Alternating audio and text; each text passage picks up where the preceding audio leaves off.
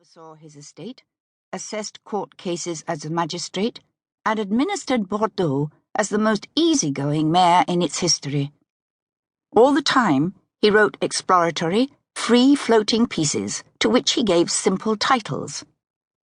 Of friendship, of cannibals, of the custom of wearing clothes, how we cry and laugh for the same thing, of names, of smells, of cruelty, of thumbs, how our mind hinders itself, of diversion, of coaches, of experience.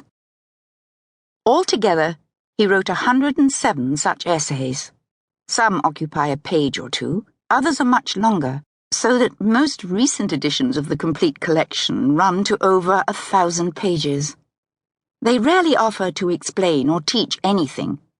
Montaigne presents himself as someone who jotted down whatever was going through his head when he picked up his pen, capturing encounters and states of mind as they happened. He used these experiences as the basis for asking himself questions. Above all, the big question that fascinated him as it did many of his contemporaries. Although it is not quite grammatical in English, it can be phrased in 3 simple words. How to live. This is not the same as the ethical question, how should one live? Moral dilemmas interested Montaigne, but he was less interested in what people ought to do than in what they actually did. He wanted to know how to live a good life, meaning a correct or honorable life, but also a fully human, satisfying, flourishing one.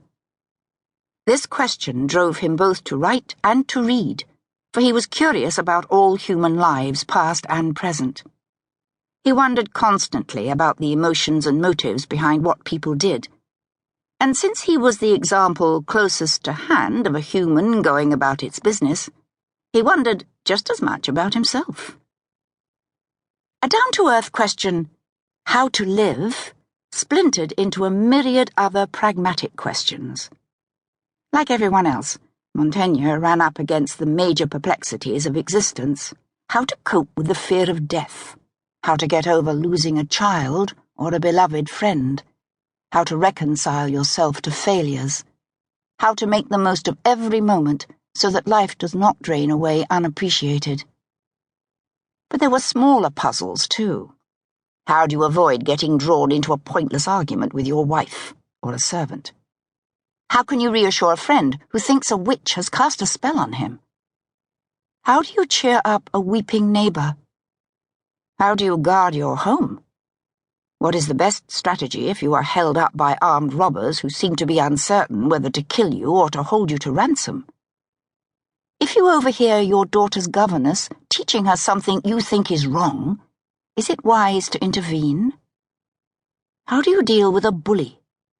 What do you say to your dog when he wants to go out and play, while you want to stay at your desk writing your book? In place of abstract answers, Montaigne tells us what he did in each case, and what it felt like when he was doing it.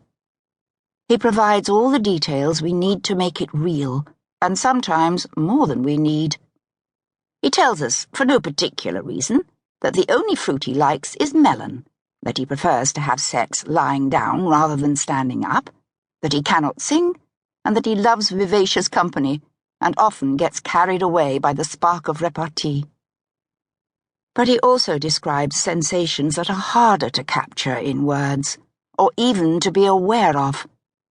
What it feels like to be lazy, or courageous, or indecisive, or to indulge a moment of vanity, or to try to shake off an obsessive fear.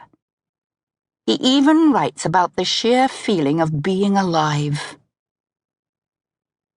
Exploring such phenomena over 20 years, Montaigne questioned himself again and again and built up a picture of himself, a self-portrait in constant motion, so vivid that it practically gets up off the page and sits down next to you to read over your shoulder.